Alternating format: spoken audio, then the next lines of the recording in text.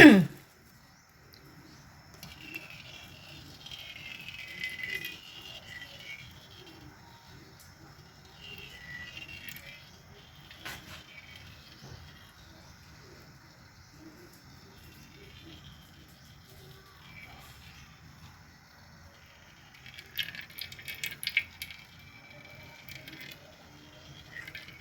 yun.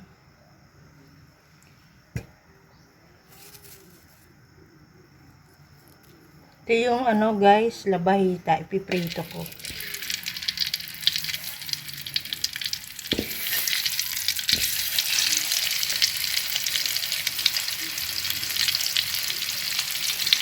Kuntila ako maglagay ng mantika. Naano ko na yan, hugasan ko na yan.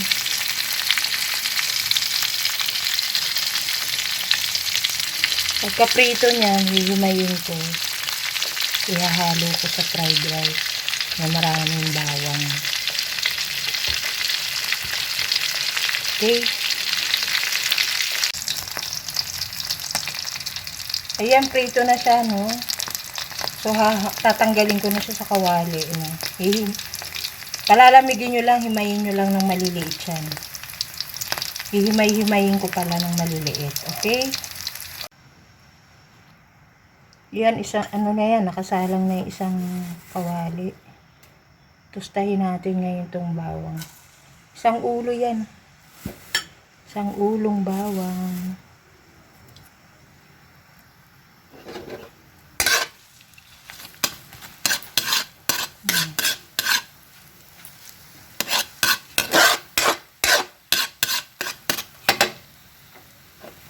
Bigaan ako. Toasted garlic. Kahit hindi pa mainit yung mantika, guys.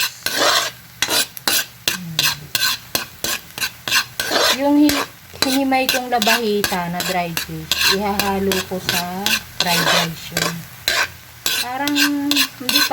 Katulad sa mga tinapad fried rice. Ganon din ang procedure nun. Hinihimay-himay din yung tinapa. So, akong ginamit ko labahita. So, pag hinalo nyo na yung labahita doon sa kanin, huwag na kayo mag-aasin kasi naalat na yun. Lagyan ko siya ng 2 itlog. So, isang meal na naman, isang set ng meal yan. Kahit diyan nga lang ang kakainin ko, okay na kahit wala nang kung ano pang ulam. So, tutustahin ko muna yung bawang guys, ano. Okay?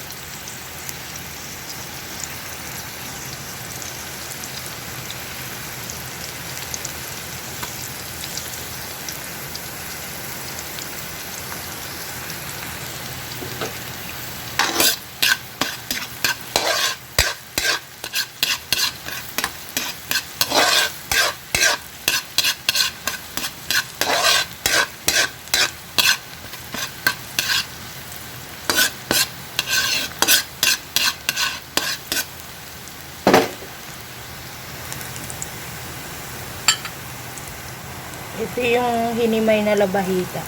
Ibalik natin.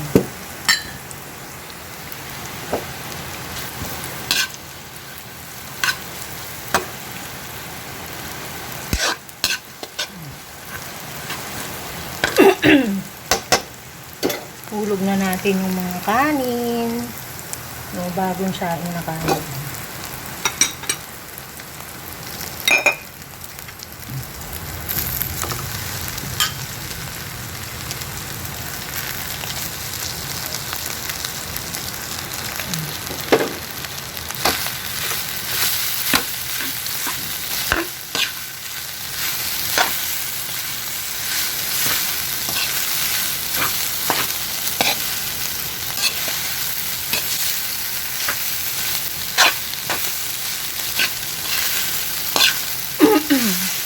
Wala nang asin kasi maalat na yung ano.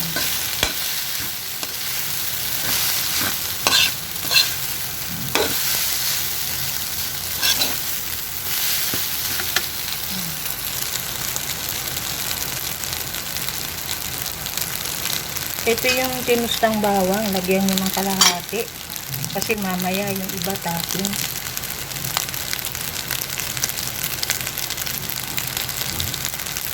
Okay. Haluan ko na itlog din. So,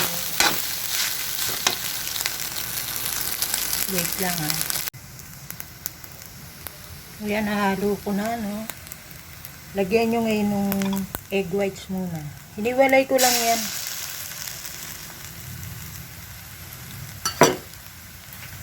Para may kulay.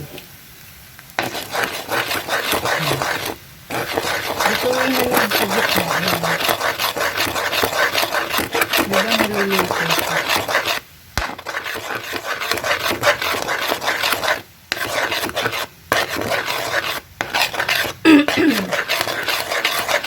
Basta wag na kayo mag-aasin. Susunod natin yung kulay dilaw. Hiniwalay ko lang yan, guys. Hiniwalay ko lang.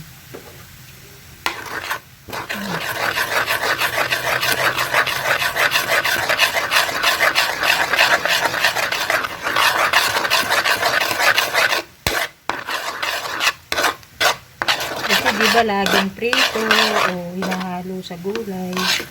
Yan ang naisip ko ngayon. Ihalo sa fried rice.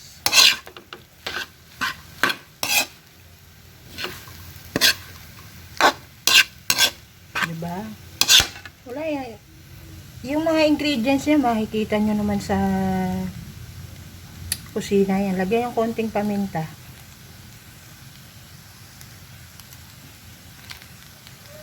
Tama na yan. Walang asin kasi maalat yung labahita at fried fish.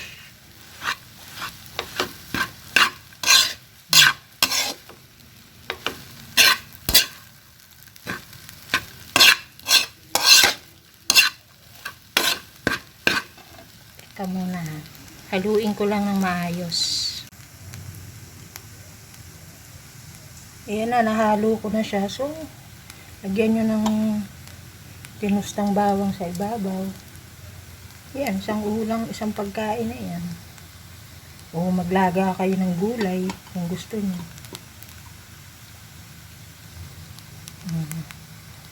So, isa na namang recipe yung naisip ko sa labahita, dried fish. Huwag nyo aasinan ha. Huwag na kayo maglagay ng asin sa sinangag nyo. Okay? Ang ingredients niyan, sibuyas, bawang, mantika, labahita, bagong lutong kanin, paminta, 2 itlog. Yun lang.